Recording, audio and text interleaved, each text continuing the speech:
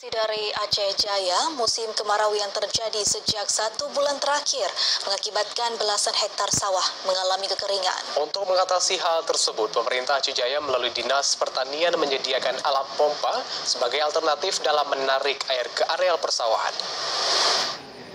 Belasan hektar sawah warga di Desa Padang Datar, Kecamatan Krung Sabe, Kabupaten Aceh Jaya mengalami kekeringan.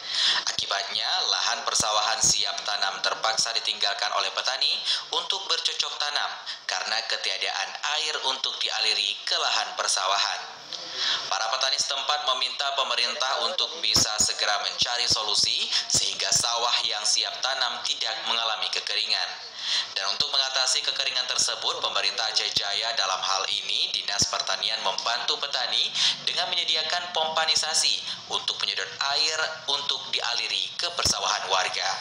Selain itu, pemerintah juga mengaktifkan kembali irigasi perpipaan yang sebelumnya telah dibangun oleh pemerintah. Pelaksana tugas Kadis Pertanian Reza Fahlevi mengatakan, untuk mengatasi kekeringan di daerah tersebut, pemerintah Aceh Jaya akan melakukan sejumlah cara alternatif.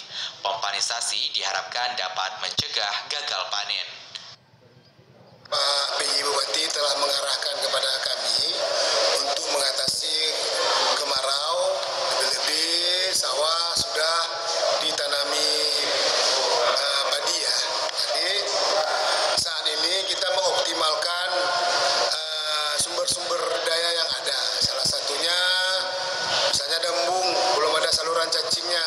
Tersiernya kita akan menggunakan mesin penyedot.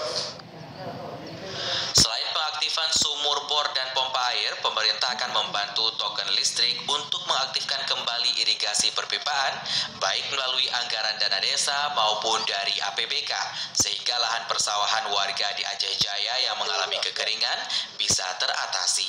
Dari Aceh Jaya, Musliadi TVRI melaporkan. Informasi seputar editorial